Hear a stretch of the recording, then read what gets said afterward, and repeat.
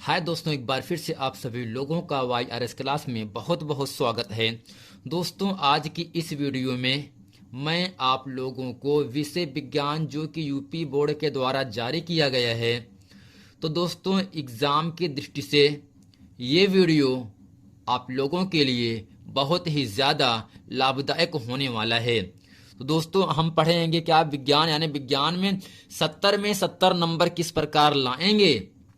तो दोस्तों, बगैर कुछ देर किए हुए वीडियो को शुरू करते हैं। तो दोस्तों, यहाँ से कुछ महत्वपूर्ण नोट्स हैं, इसको अच्छे तरीके से आप लोगों को समझ लेना है। दोस्तों, निर्देश में क्या कहा जा रहा है आपके सामने, प्रारंभ के 15 मिनट परीक्षार्थियों को प्रश्न पत्र पढ़ने के लिए निर्धारित है। अब दोस्तों, जो विज्ञान का पेपर होता है वो आपका 3 खंडों अर्थात का, खा और गा। दोस्तों, जो आपका पहला खंड का है भौतिक विज्ञान होगा, जो आपका खंड खा होगा आपका रसायन विज्ञान होगा, जो आपका तीसरा खंड ग होगा आपका, वो आपका जीव विज्ञान होता है। भौतिक विज्ञान खंड का, रसायन विज्ञान खंड खा और दोस्तों जीव विज्ञान खंड ग होगा आपके सामने। प्रत्येक खंड का पहला प्रश्न बहुविकल्पी होगा जिसमें 4 उत्तर विकल्प दिए गए हैं। सही विकल्प चुनकर आप लोगों को निशान लगाना पड़ेगा। अब दोस्तों, इसके साथ साथ ही सभी प्रश्न करना क्या होगा दोस्तों, आपके लिए अनिवार्य है। प्रत्येक खंड के सभी प्रश्न एक साथ करना आवश्यक है।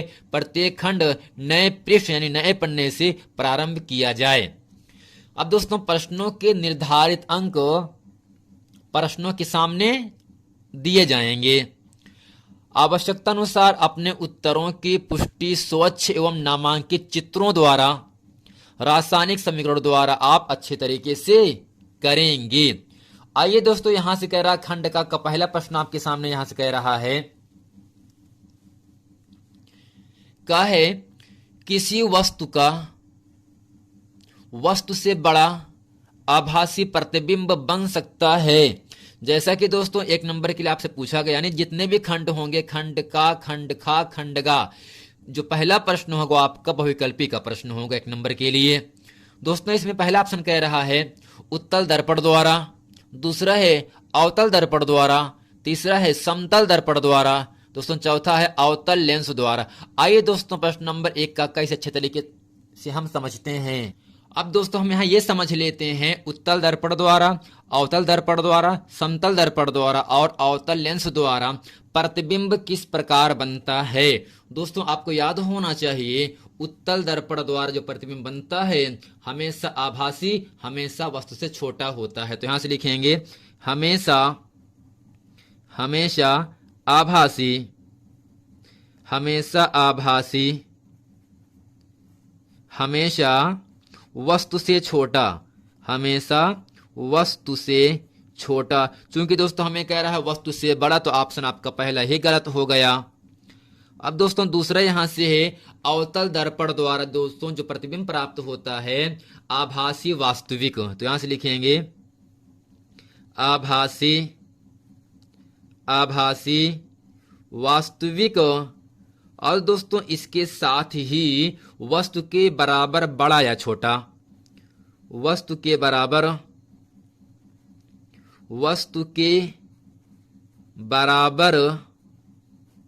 बड़ा या दोस्तों छोटा प्रतिबिंब अवतल दर्पण के द्वारा बनता है। अब दोस्तों, जो समतल दर्पण है इसके द्वारा हमेशा आभासी, तो यहां से क्या दोस्तों लिखेंगे हमेशा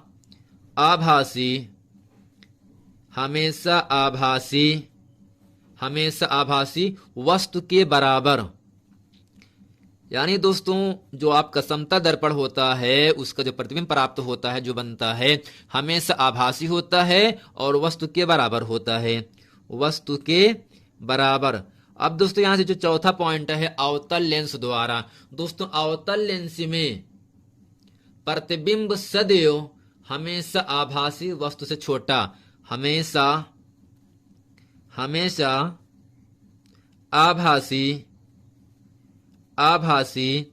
वस्तु से छोटा बनता है। दोस्तों पहला ऑप्शन आपके सामने यहां से क्या कह रहा था, उत्तल दर्पण द्वारा, अवतल दर्पण द्वारा, समतल दर्पण द्वारा, अवतल लेंस द्वारा। दोस्तों वस्तु का वस्तु से बड़ा प्रतिबिंब आभासी प्रतिबिंब बन सकता है। दोस्तों इन चारों ऑप्शन में आपको दिख रहा होगा आभासी, वास्तविक प्रतिबिंब वस्तु के बराबर या बड़ा, तो इसमें कह रहा है बड़ा आभासी। दोस्तों आभासी वास्तविक यहां से है, तो आपका इसका जो करेक्ट आंसर होगा ऑप्शन नंबर आपका दूसरा अर्थात अवतल दर्पण द्वारा हो जाएगा। अब दोस्तों प्रश्न नंबर ख आपके सामने यहां से कह रहा है प्रतिरोधकता का एसआई मात्रक है। हम दोस्तों आपको यह बता देना चाहते हैं, क्योंकि सूत्र दोस्तों होता है प्रतिरोधकता बराबर प्रतिरोधकता, जिसे दोस्तों हम यहां से लिखते हैं रो से लिखेंगे। किस दोस्तों लिखते हैं रो से, और दोस्तों रो बराबर यहां से सूत्र होता है आर ए बटे एल, आर ए बटे स्मॉल एल, जहां दोस्तों आर क्या आपका होगा तो यहां से लिखेंगे आर दोस्तों क्या है, प्रतिरोध है। दोस्तों क्या है आपका, प्रतिरोध है। जबकि दोस्तों एल क्या होगा, उस तार की लंबाई हो जाएगी, और दोस्तों ए क्या होगा, अनुप्रस्थ काट का क्षेत्रफल, काट का क्षेत्रफल। दोस्तों अब आपको ये समझ लेना है यहां से, तो रो बराबर दोस्तों लिखेंगे, दोस्तों आर क्या है दोस्तों, प्रतिरोध है। दोस्तों प्रतिरोध का मात्रक होता है ओम, तो यहां से लिखेंगे ओम गुणे, अब दोस्तों ए है ना, ए क्या है, अनुप्रस्थ काट का क्षेत्रफल। दोस्तों क्षेत्रफल का सूत्र होता है मीटर स्क्वायर, यानी मीटर की घात 2। अब दोस्तों नीचे यहां पर यल है, यल फॉर लंबाई होता है, लेंथ होता है। दोस्तों लंबाई का मात्रक सदैव क्या होता है, मीटर होता है। अब दोस्तों एक घात से मीटर कट गया, दोस्तों यहां से रो बराबर आपको मिल गया ओम मीटर। जैसा कि दोस्तों जो ओम मीटर है, इन चारों ऑप्शन में ऑप्शन नंबर आपका पहला सही है। दोस्तों उम्मीद करते हैं प्रश्न नंबर 1 का प्रश्न नंबर खा इससे अच्छे तरीके से आप समझ गए होंगे। अर्थात जो प्रतिरोधकता होता है उसको रो से लिखते हैं, अर्थात इसका जो मात्रक होगा ओम मीटर होता है। अब दोस्तों यहाँ आपके सामने प्रश्न नंबर आपका ग आपके सामने कह रहा है विद्युत धारा उत्पन्न करने की युक्ति को कहते हैं। दोस्तों विद्युत धारा उत्पन्न करने की युक्ति को क्या कहते हैं? ऑप्शन पहला है जनित्र, दूसरा है गैल्वेनोमीटर, तीसरा है एमीटर, चौथा है दोस्तों मोटर। दोस्तों आपको याद क्या रखना है, जो आपका गैल्वेनोमीटर और एमीटर है ये दोनों दोस्तों धारा के मात्रक हैं। धारा का मापन होता है, धारा का मापन, यानी दोस्तों यहां से गैल्वेनोमीटर और एमीटर के द्वारा हम धारा को नापते हैं। जबकि जो दोस्तों जो मोटर है ये वैद्युत ऊर्जा को यांत्रिक ऊर्जा में परिवर्तन करता है। तो यहां से लिखेंगे वैद्युत ऊर्जा को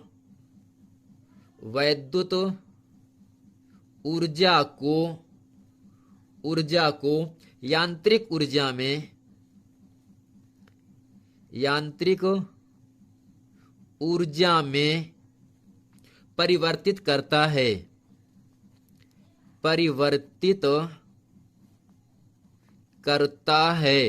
दोस्तों आपको याद क्या रखना है, जो गैल्वेनोमीटर और एमीटर होता है उससे दोस्तों धारा का मापन होता है, जबकि जो मोटर होता है ये वैद्युत ऊर्जा को यांत्रिक ऊर्जा में परिवर्तित करता है, अर्थात चेंज करता है। लेकिन आपका जो जनित्र है ये विद्युत धारा को उत्पन्न करने की युक्ति होती है। तो दोस्तों जनित्र क्या है, विद्युत धारा को उत्पन्न करने की एक प्रकार की युक्ति है। इसलिए इन चारों ऑप्शन में ऑप्शन नंबर आपका पहला सही है। अब दोस्तों यहां से प्रश्न नंबर आपका घ कह रहा है अभिनेत्र लेंस की फोकस दूरी में परिवर्तन किया जाता है। ऑप्शन पहला है पुतली द्वारा, दूसरा है दृष्टिपटल द्वारा, तीसरा है पक्षमाभी द्वारा, चौथा दोस्तों यहां से है परितालिका द्वारा। तो फ्रेंड आपको ये क्या याद रखना है, अभिनेत्र लेंस की जो फोकस दूरी होता है उसमें जो परिवर्तन किया जाता है वो पक्षमाभी के द्वारा किया जाता है। जैसे कि इन चारों ऑप्शन में ऑप्शन नंबर आपका तीसरा सही है। तो फ्रेंड उम्मीद करते हैं प्रश्न नंबर 1 के जितने भी बहुविकल्पी प्रश्न थे वो सभी प्रश्न अच्छे तरीके से आप लोगों को समझ में आ गया होगा। आइए दोस्तों चलते हैं आपको लेकर के प्रश्न नंबर दूसरे में। प्रश्न नंबर दूसरे के का में दोस्तों प्रश्न नंबर 2 का आपके सामने कह रहा है वाहनों में किस प्रकार के दर्पण को यानी कांच को पश्च दृश्य यानी पीछे का दृश्य यानी पीछे का नजारा दर्पण के रूप में वरीयता दी जाती है और क्यों। यानी दोस्तों वाहनों में हमें किस प्रकार के दर्पण को पीछे के वाहनों को देखने के लिए लगाया जाता है और दोस्तों क्यों लगाया जाता है। जैसे कि दोस्तों एग्जाम में 2 नंबर के लिए ये प्रश्न आपसे पूछता है। अब दोस्तों प्रश्न नंबर ख है किसी अवतल लेंस की फोकस दूरी 15 सेंटीमीटर है, वस्तु को लेंस से कितनी दूरी पर रखें कि इसके द्वारा वस्तु का लेंस से 10 सेंटीमीटर की दूरी पर प्रतिबिंब बने। दोस्तों अवतल लेंस में फोकस दूरी और वस्तु की दूरी माइनस में होती है। अब दोस्तों प्रश्न नंबर आपका ग है जरा दृष्टि दोष क्या है, इसका निवारण कैसे होता है। यानी दोस्तों जिस व्यक्ति के नेत्र में ना तो दूर की वस्तुएं दिखाई देती हो ना ही पास की वस्तुएं दिखाई पड़ती हैं तो हमें समझ लेना चाहिए उस व्यक्ति के नेत्र में जरा दृष्टि दोष पाया गया।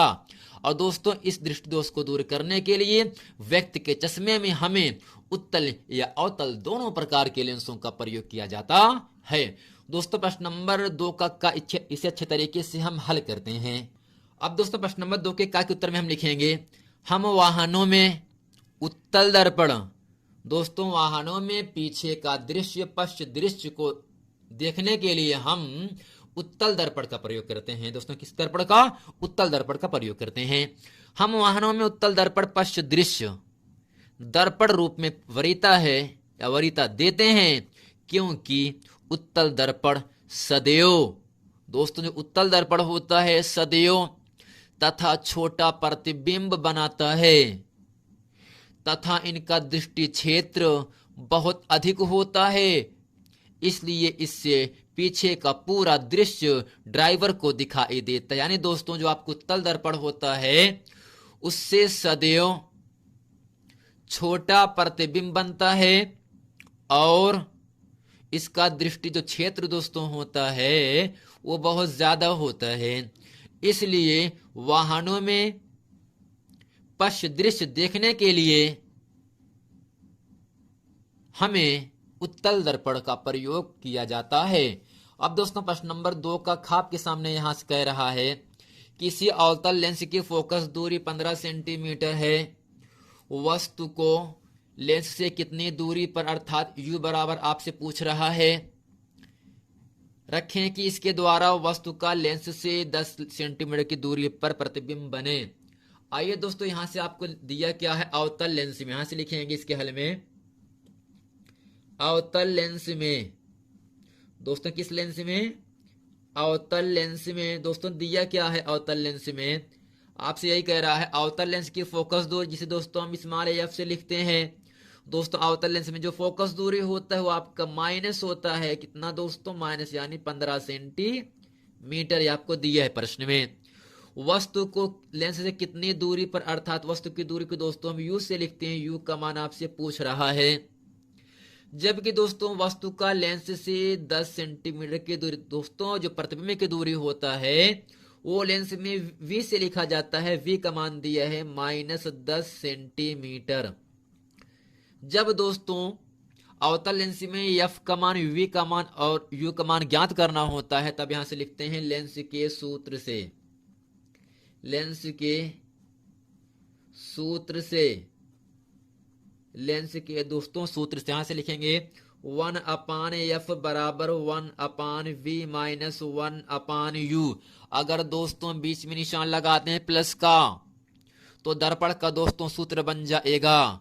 तो फिर यहां से करते क्या है 1/f का मान आप तो दोस्तों यहां पर f का मान दिया है -15 बराबर 1/v, v का मान दोस्तों दिया है -10 माइनस दोस्तों u का मान आपसे पूछ रहा है। अब करते हैं दोस्तों क्या, -1/15 -1/10 इसका पक्षांतर दोस्तों होगा, तो +1/10 होगा बराबर फ्रेंड यहां से ही -1/u है। अब दोस्तों करते क्या है, यहाँ से 15 और 10 का जो एलसीएम होता है वो 30 होता है। 15 पहाड़े में 30 दो बार पे कट गया, और दोस्तों 10 यहाँ 30 यहाँ मिला बराबर -1/u। दोस्तों 3 में से दो घट के आपको मिलेगा यहाँ से, दोस्तों यहाँ 3 में से 2 घट के मिलेगा आपको 1/30 बराबर -1/u। दोस्तों अब करते क्या है, तिरछा गुणा कर देंगे तो यहाँ से होगा u बराबर दोस्तों -30 सेंटीमीटर। यानी दोस्तों यहाँ पर जो वस्तु की दूरी है आपका नेगेटिव में आया, अर्थात दर्पण के सामने 30 सेंटीमीटर दूर आपका वस्तु रखा जाएगा। तो फ्रेंड उम्मीद करते हैं इस पूरी सवाल को अच्छे तरीके से आप लोग समझ गए होंगे। आइए दोस्तों प्रश्न नंबर 2 का प्रश्न नंबर गा पढ़ते हैं। तो दोस्तों प्रश्न नंबर गा आपके सामने कह रहा है, जरा दृष्टि दोष क्या है, इसके निवारण कैसे होता है। दोस्तों यहां से हेडिंग करते हैं जरा दृष्टि दोष। इसमें लिखेंगे, जब किसी व्यक्ति को, जब किसी मानव को, जब किसी इंसान को ना तो दूर की वस्तुएं दिखाई पड़ती है और ना ही निकट यानी पास की वस्तुएं दिखाई पड़ती हैं, तो ऐसे दृष्टि दोष को जरा दृष्टि दोष कहते हैं। यानी दोस्तों जब किसी इंसान को ना तो दूर की वस्तुएं दिखाई पड़ती हो ना ही नजदीक की वस्तुएं दिखाई पड़ती हो, तो हमें समझ लेना चाहिए उस व्यक्ति को जरा दृष्टि दोष है। अब दोस्तों यहां से हेडिंग करते हैं निवारण। इसमें लिखेंगे, इसके निवारण के लिए प्रयुक्त चश्मे में अवतल तथा उत्तल दोनों लेंसों का प्रयोग किया जाता है। यानी दोस्तों जरा दृष्टि दोष में व्यक्ति के चश्मे में अवतल तथा उत्तल दोनों प्रकार के लेंसों का हमें प्रयोग करना पड़ता है। अब दोस्तों प्रश्न नंबर 3 का प्रश्न नंबर का आपके सामने यहां से कह रहा है। तो दोस्तों प्रश्न नंबर 3 का आपके सामने कह रहा है, प्रकाश के परावर्तन के नियम लिखिए। 20 सेंटीमीटर वक्रता त्रिज्या वाले अवतल दर्पण के सामने नंबर 1 5 सेंटीमीटर दूरी पर वस्तु रखा गया है।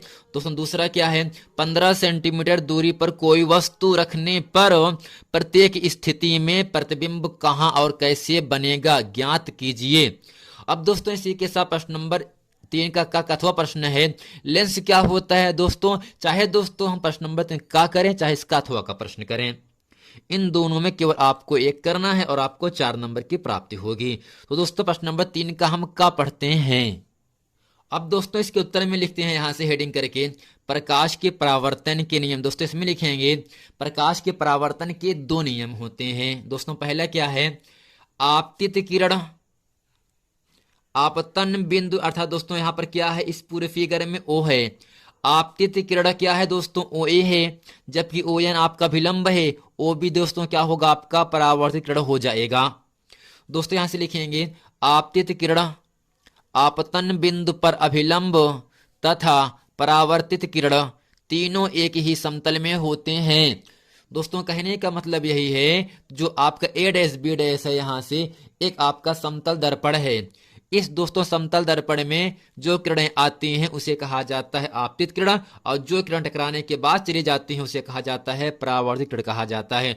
दोस्तों ओ एन आपका अभिलंब है, अभिलंब और आपतित किरण के बीच जो कोण यहां से बनता है उसे कहते हैं आपतन कोण। आपतन कोण को दोस्तों हम आई से लिखते हैं, जबकि अभिलंब और परावर्तित किरण के बीच जो झुकाव है, जो कोण बनता है, उसे दोस्तों हम कहते हैं परावर्तन कोण। यानी दोस्तों आपतन कोण सदैव परावर्तन कोण के बराबर होता है। यानी तो जितना कोण आई रहेगा उतना ही कोण दोस्तों आपका आर भी रहेगा। दोस्तों इसके 2 नियम होते हैं, आपतित किरण आपतन बिंदु पर अभिलंब अर्थात ओ एन, परावर्तित किरण अर्थात ओ बी, तीनों एक ही दोस्तों समतल में होते हैं। और दोस्तों आपतन कोण सदैव परावर्तन कोण आर के मान के बराबर होता है। अब दोस्तों यहां से कह रहा है 20 सेंटीमीटर वक्रता त्रिज्या, यानी दोस्तों यहां से दिया है दर्पण दोस्तों कैसा है, अवतल दर्पण। तो यहां से लिखेंगे अवतल दर्पण में, तो यहां से लिखेंगे इसके हल में अवतल दर्पण में, अवतल दर्पण में।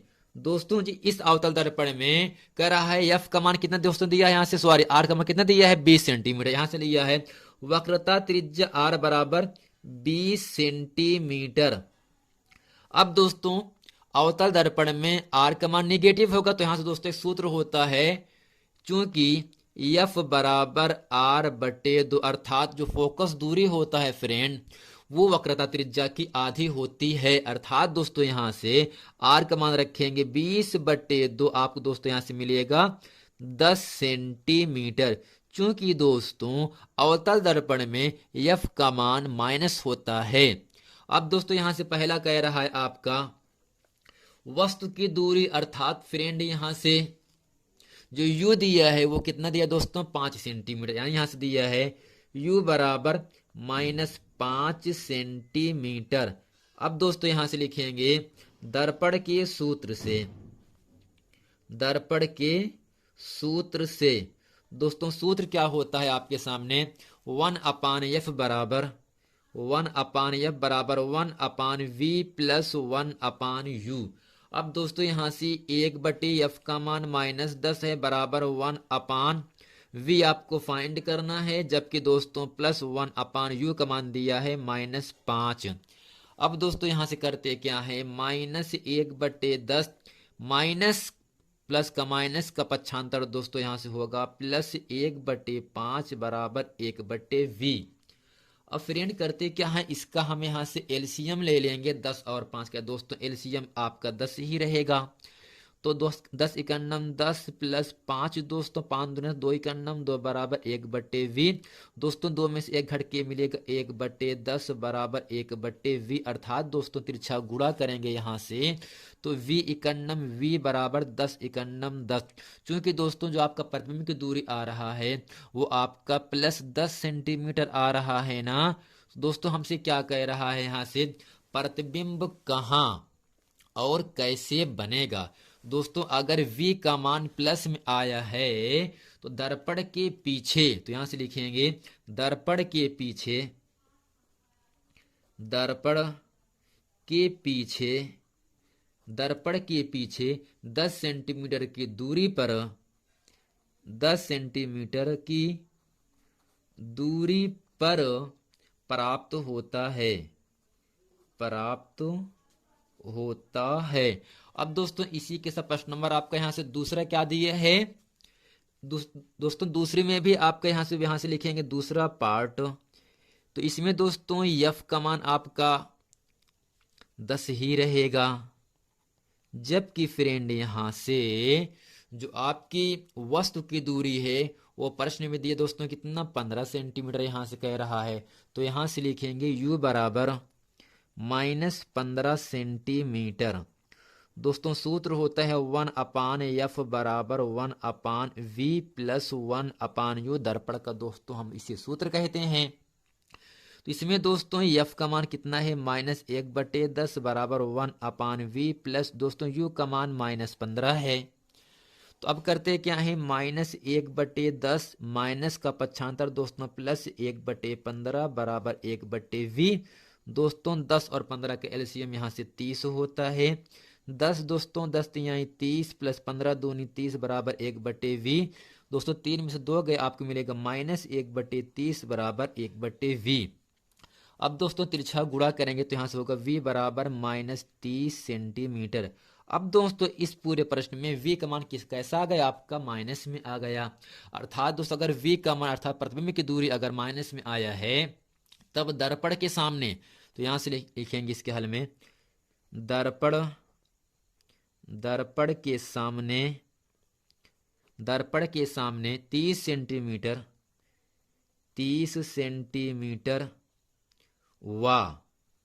वास्तविक प्रतिबिंब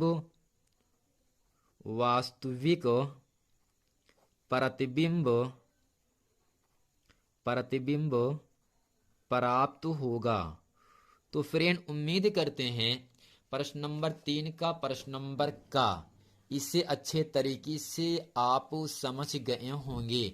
आइए दोस्तों आपको लेकर चलते हैं प्रश्न नंबर खा में।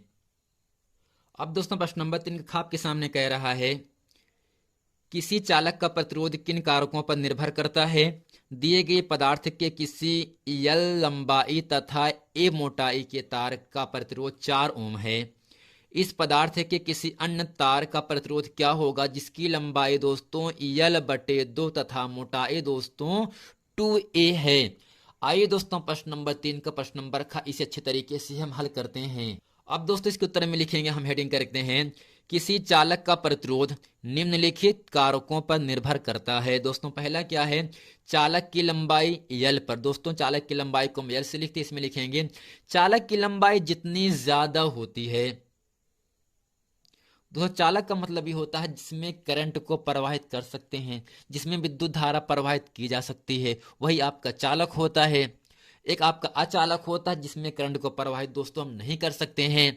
तो चालक की लंबाई जितनी ज्यादा होती है उसका प्रतिरोध भी उतना ही ज्यादा होता है। ये चीजें अच्छे तरीके से। अब फ्रेंड यहां से जो दूसरा पॉइंट है वो कह रहा है चालक की मोटाई या उसका अनुप्रस्थ काट का क्षेत्रफल अर्थात A। चालक की मोटाई जितनी अधिक होगी उसका प्रतिरोध भी उतना ही कम होगा। यानी दोस्तों अगर चालक की मोटाई जितना ज्यादा रहे उसका प्रतिरोध भी उतना ही कम रहेगा। दोस्तों ये था क्या, किसी चालक का प्रतिरोध किन कारणों पर निर्भर करता है।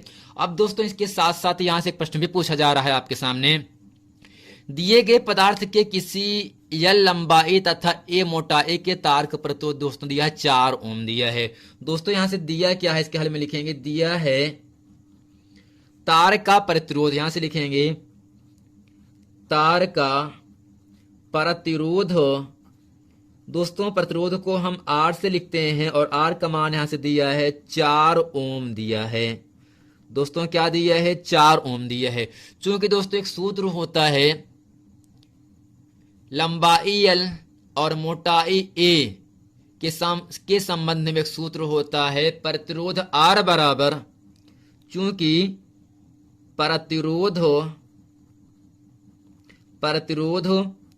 R बराबर rho into L upon A। दोस्तों यहां पर रो क्या है, प्रतिरोधकता होता है, L क्या होगा, तार की लंबाई होगा, A फ्रेंड क्या होता है, अनुप्रस्थ काट का क्षेत्रफल होता है। अब दोस्तों ऊपर आपको R का मान 4 दिया है तो यहां से लिखेंगे 4 बराबर रो इंटू L/A। अब दोस्तों इसके साथ साथ ही प्रश्न में और कुछ कह रहा है, इस पदार्थ के किसी अन्य तार का प्रतिरोध क्या होगा। अर्थात दोस्तों यहां से हमें R, अगर इसको R1 और दूसरे को R2 मान ले यहां से, तो हमें R2 का मान पूछ रहा है ना। तो हमें किसी अन्य तार का प्रतिरोध क्या होगा। तो अब फ्रेंड करते क्या है, अगर अन्य तार का प्रतिरोध हम R यहां से माने, दोस्तों सूत्र वही होगा आपका, तो यहां से लिखेंगे रो, जबकि दोस्तों जो तार की लंबाई है वो यहां से दिया है L/2। तो अर्थात दोस्तों यहां से लिखेंगे L/2। और दोस्तों यहां पर जो क्षेत्रफल A है, इसमें प्रश्न में कह रहा है आपका जो क्षेत्रफल है अर्थात जिसकी जो मोटाई है वो आपका दिया 2A। तो यहां से लिखेंगे L/2 गुणे 2A। अब फ्रेंड यहां से करते क्या है, R बराबर रो गुणे, अब दोस्तों यहां से करते हैं L/A को पास पास कर लीजिए, जबकि दोस्तों एक को यहां से हम मान सकते हैं गुणे में 1/2 दूनी 4। अब दोस्तों करते क्या है, यहां से R बराबर आपका हो जाएगा फ्रेंड, अगर इसे समीकरण नंबर हम 1 मान लें तो rho into L/A, rho into L/A ये समीकरण नंबर 1 में 4 के बराबर है, गुणे दोस्तों 1/4 पहले से है, तो दोस्तों 4 से 4 कट गया, तो यहां से मिला आपका R बराबर 1 ओम। दोस्तों प्रतिरोध का मात्रक दोस्तों ओम होता है। दोस्तों इसमें कुछ नहीं कह रहा है, R का मान 4 प्रश्न में दिया है और लंबाई L दिया, क्षेत्रफल A दिया है, तो दोस्तों रो लंबाई क्षेत्रफल के संबंध में दोस्तों प्रतिरोध का सूत्र होता है R बराबर रो इंटू L/A। अब दोस्तों यहां से R का मान 4 का प्रश्न में दिया है, तो रो इंटू L/A को मैंने क्या मान, समीकरण नंबर 1 मान लिया, तो R बराबर रो को ऐसे किया, जबकि दूसरे तार में तार की लंबाई L/2 दिया है और दो क्षेत्रफल दिया यहां से 2A। तो रो को ऐसे किया, यल बटे ए को पास कर लिया, 1 बटे 2 दूनी 4 हो गया, रो इंटू यल बटे ए को 2 समीकरण नंबर 1 में 4 माना, तो यहां से लिखा 4 गुण 1 बटे 4, दोस्तों 4 से 4 कट गया, अंशहर है, तो बराबर यहां से मिलेगा आर बराबर 1 ओम। अब दोस्तों चलते हैं आपको लेकर प्रश्न नंबर 3 के खा में। अब दोस्तों प्रश्न नंबर 3 का खा का अथवा का प्रश्न है, विद्युत विभवांतर की परिभाषा तथा मात्रक लिखिए। 10 ओम, 20 ओम, 30 ओम के प्रतिरोध यदि समांतर क्रम में जोड़े गए हैं या श्रेणी क्रम में जोड़ दिए गए हैं, तो इन दोनों क्रमों का अर्थात समांतर क्रम और श्रेणी क्रम का समतुल्य प्रतिरोध की गणना कीजिए। दोस्तों ये एग्जाम में 4 नंबर के लिए आपसे पूछा गया है। इस तरह के सवालों को अच्छे तरीके से आप लोगों को समझ लेना है। आइए दोस्तों प्रश्न नंबर 3 का खा का अथवा का प्रश्न अच्छे तरीके से हम हल करते हैं। तो दोस्तों इसके उत्तर में हम या हल में हेडिंग करते हैं विद्युत विभवांतर की परिभाषा। अब दोस्तों यहां से लिखेंगे, आपको समझना क्या है, किसी विद्युत क्षेत्र में स्थित किसी एकांक धनावेश को एक बिंदु से दूसरे बिंदु तक ले जाने में जितना कार्य किया जाता है उसे ही उन दोनों बिंदुओं के बीच विभवांतर कहते हैं। यानी दोस्तों कहने का मतलब इतना है, किसी विद्युत क्षेत्र में जब किसी धनावेश को एक बिंदु से दूसरे बिंदु तक लिया जाता है या लेके जाते हैं, तो लेके जाने में हमें जितना कार्य करना पड़ता है, तो वही दोस्तों उन दोनों बिंदुओं के बीच का हमें विभवांतर कहलाता है। अब दोस्तों हेडिंग करते हैं विभवांतर का मात्रक। दोस्तों चूंकि दोस्तों सूत्र होता है विभवांतर बराबर कार्य बटे आवेश। दोस्तों कार्य को W से लिखा गया, जब क्योंकि W फॉर वर्क होता है दोस्तों, आवेश को क्यों से लिखा गया। अब दोस्तों कार्य का मात्रक जूल होता है। और दोस्तों जो यहां से बटा है दोस्तों, बटा को हम क्या कहते हैं, प्रति कहते हैं। ये किसका है, ये अगर हटा तो ये आ गया आपका प्रति, जबकि आवेश का मात्रक दोस्तों कूलाम होता है। अर्थात जो आपका विभवांतर होता है उसका मात्रक जूल प्रति कूलाम होता है। जूल प्रति कूलाम को फ्रेंड हम वोल्ट के नाम से भी जानते हैं।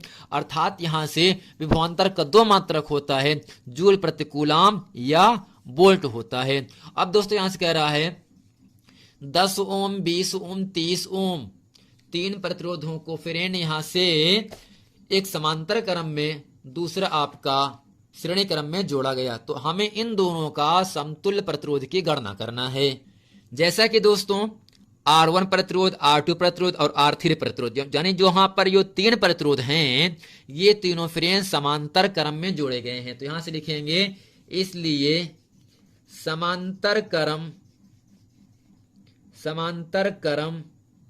में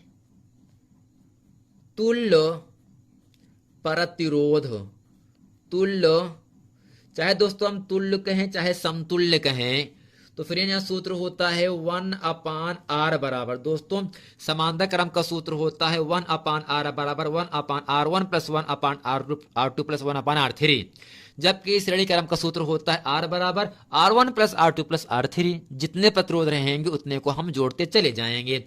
तो यहाँ पर 3 प्रतिरोध हैं, r1 r2 r3। सूत्र यहाँ पे होगा आपका 1/r1 plus 1/r2 plus 1/r3। तो फ्रेंड यहां से 1/r बराबर R1 का मान दोस्तों 10 है, यानी 1/10। दोस्तों R2 का मान यहां से 20 और R3 का मान फ्रेंड यहां से 30 दिया है। अब दोस्तों इन तीनों का एलसीएम कितना हो जाएगा, आपको बखूबी अच्छे तरीके से मालूम है दोस्तों, 60 हो जाएगा। 10 के पहाड़े में 60 6 बार पे आएगा, 20 के पहाड़े में 60 3 बार पे आएगा, 30 के पहाड़े में 60 2 बार पे आएगा। 6 3 9 2 11 अर्थात 1/r बराबर 11 दोस्तों 6 हो गया। अगर हम इसका व्युत्क्रम कर दे तो r बराबर यहां से होगा 60/11। दोस्तों हमें 60 में 11 से भाग करना है, तो आपका उत्तर यहां से आ जाएगा 5.45 ओम। जब दोस्तों हम यहां से 60 में 11 से भाग करेंगे तो आपको r बराबर 5.45 ओम मिल जाएगा। यही दोस्तों आपका समांतर क्रम का तुल्य प्रतिरोध हो गया। अब दोस्तों यहां से जो दूसरा क्रम आपका है वो कह रहा आपका श्रेणी क्रम है। दोस्तों यहां से लिखेंगे इसलिए श्रेणी क्रम में तुल्य प्रतिरोध दोस्तों सूत्र यहां से हो जाएगा आपका r बराबर R1 plus R2 plus R3। दोस्तों R बराबर यहाँ होगा R1 का मान दोस्तों 10, R2 का मान 20, R3 का मान 30। अर्थात दोस्तों यहाँ से आपका तुल्य आ गया 30, 20, 50, 10, 60 दोस्तों, अर्थात R बराबर 60 ओम। ये आपका श्रेणी क्रम का तुल्य प्रतिरोध हो गया। तो फ्रेंड उम्मीद करते हैं प्रश्न नंबर 3 का खा इसे अच्छे तरीके से आप लोग समझ गए होंगे। आइए दोस्तों चलते हैं आपको लेकर प्रश्न नंबर 4 में। तो दोस्तों प्रश्न नंबर 4 में का आपसे कह रहा है विद्युत मोटर का नामांकित आरेख खींच करके सिद्धांत तथा कार्यविधि स्पष्ट कीजिए। दोस्तों विद्युत मोटर बहुत ही महत्वपूर्ण प्रश्न है। विद्युत मोटर हो या विद्युत जनित का मूल सिद्धांत हो, ये लगभग हर एग्जाम में हर वर्ष ये प्रश्न आपसे पूछा गया है 7 नंबर में। तो फ्रेंड अच्छे तरीके से इस पूरे प्रश्न को आपको समझ लेना है। दोस्तों प्रश्न नंबर जो 4 है इसी का अथवा का प्रश्न आपके सामने कह रहा है परिनालिका किसे कहते हैं, परिनालिका चुंबक की भांति कैसे व्यवहार करती है, किसी क्षण चुंबक की सहायता से विद्युत धारावाही परिनालिका के उत्तर तथा दक्षिण ध्रुव का निर्धारण कैसे किया जाता है। दोस्तों इन दोनों में केवल आपको एक करना है और आपको जो एक अच्छा सा बखूबी तरीके से तैयार हो वही आपको करना है। तो दोस्तों हम आप लोगों को प्रश्न नंबर 4 ही पढ़ाएंगे जो कि है विद्युत मोटर का नामांकित आरेख खींच करके सिद्धांत तथा कार्यविधि स्पष्ट कीजिए। आइए दोस्तों प्रश्न नंबर 4 का हल पढ़ते हैं। जैसा कि दोस्तों आपके सामने दिख रहा होगा 2011, 13, 15, 16, 18 में यह प्रश्न पूछा गया है। तो इसमें कैसे पूछता है दोस्तों विद्युत मोटर का क्या सिद्धांत है, या पूछ सकता है विद्युत मोटर में विभक्त वलय की क्या भूमिका होती है, या आपसे बना सकते पूछ सकता है विद्युत मोटर का कार्यकारी सिद्धांत क्या है, इसकी रचना एवं कार्यविधि का चित्र बनाकर स्पष्ट व्याख्या कीजिए, या दोस्तों आपसे पूछ सकता है चित्र की सहायता से एक विद्युत मोटर की कार्यविधि संक्षेप में समझाइए। किसी भी तरह से दोस्तों प्रश्न पूछे तो हमें इसका विद्युत मोटर का सिद्धांत लिखना है, कार्यविधि लिखना है, विभक्त वलय का महत्व भी आपको लिखना है। अब दोस्तों यहां से हेडिंग करते हैं विद्युत मोटर, इसमें लिखेंगे विद्युत मोटर एक ऐसा साधन है जो विद्युत ऊर्जा को यांत्रिक ऊर्जा में बदलता है। यानी दोस्तों जो आपका विद्युत मोटर होता है वो विद्युत ऊर्जा को यांत्रिक ऊर्जा में चेंज करता है अर्थात बदलता है। अब दोस्तों यहां से हेडिंग करते हैं सिद्धांत काली पेन से। जब किसी कुंडली को चुंबकीय क्षेत्र में रखकर उसमें धारा अर्थात करंट प्रवाहित किया जाता है यानी करंट को डाला जाता है तो कुंडली पर एक बलयुग्म यानी बल कार्य करने लगता है जो कुंडली को उसकी अक्ष पर उसके परितः घुमाने का प्रयास करता है। यदि कुंडली अपनी अक्ष पर घूमने के लिए स्वतंत्र हो तो वह घूमने लगती है। अब दोस्तों हेडिंग करते हैं कार्यविधि यानी यह किस प्रकार से कार्य करता है। जब बैटरी से कुंडली में विद्युत धारा प्रवाहित करते हैं तो फ्लेमिंग के बाएं हाथ के नियम से कुंडली की भुजाओं ए बी तथा सी डी, जैसा कि दोस्तों आपको फिगर में यहां से दिया गया है, ठीक, ए बी तथा सी डी पर बराबर परंतु विपरीत दिशा में 2 बल कार्य करने लगते हैं। ये बल एक बलयुग्म बनाते हैं जिसके कारण कुंडली दक्षिणावर्त दिशा में घूमने लगती है। कुंडली के साथ उसके सिरों पर लगे विभक्त वलय भी घूमने लगते हैं। इन विभक्त वलयों की सहायता से धारा की दिशा इस प्रकार रखी जाती है कि कुंडली पर बल लगाकर एक ही दिशा में कार्य करे अर्थात कुंडली एक दिशा में घूमती रहे। दोस्तों इसको अच्छे तरीके से आप लोगों को लिख लेना है और आपको याद कर लेना है। अब दोस्तों यहां से हेडिंग करते हैं विभक्त वलय का महत्व। इसमें दोस्तों लिखते हैं विभक्त वलय का कार्य कुंडली में प्रवाहित धारा की दिशा को बदलना है। जब कुंडली आधा चक्कर पूर्ण कर लेती है अपनी पूरा कर लेती है तो विभक्त वलयों के बुरुशों से संपर्क समाप्त हो जाता है, संपर्क हट जाता है और विपरीत बुरुशों से संपर्क जुड़ जाता है।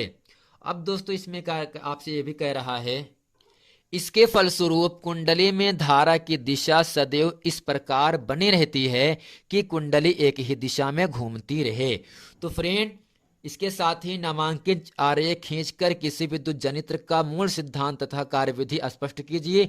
इन पुरुषों का क्या कार्य है। दोस्तों ये भी प्रश्न अच्छे तरीके से, बहुत ही महत्वपूर्ण प्रश्न है, एग्जाम में कई बार आपसे पूछा गया है। इस प्रश्न को आपसे पूछ सकता है डायनेमो क्या है या विद्युत जनित्र क्या है। इन दोनों में से आपसे एग्जाम में एक आपसे पूछ सकता है, जो कि बहुत ही महत्वपूर्ण प्रश्न है। ऐसे प्रश्नों को आप लोगों को अच्छे तरीके से तैयार होना बहुत जरूरी है। दोस्तों जो आपका विद्युत मोटर है, इसमें दोस्तों हमें चित्र भी बनाने को कर रहा था। दोस्तों इसमें क्या आपका फिगर आपके सामने यहां से बना है। दोस्तों इसमें आपका जो यस और जो यन आपका, इसमें दो ध्रुव हैं, अर्थात कुंडली के घुमाने की दिशा दोस्तों क्या है, वामावर्त है, यानी वामावर्त से दक्षिणावर्त। इसमें दोस्तों आपका यहाँ से एक आपका आर्मेचर लगा दिया जाता है। इसमें आपका यन और यस दो आपके चुंबक क्षेत्र होते हैं। बी दोस्तों क्या होगा, आपका धारा यहाँ पर करंट प्रवाहित किया जाता है। जबकि दोस्तों यहाँ से जो आपका यो एम और पी आपका ये आपका विभक्त वलय है। दोस्तों इनमें आपका दो ब्रुश लगे हैं, जबकि यहाँ से आपका विद्युत धारा अर्थात बैटरी से धारा को प्रवाहित किया जाता है। तो फ्रेंड उम्मीद करते हैं ये पूरा प्रश्न वीडियो अच्छे तरीके से आप लोग समझ गए होंगे। मिलते हैं फ्रेंड नेक्स्ट वीडियो में, तब तक के लिए थैंक यू।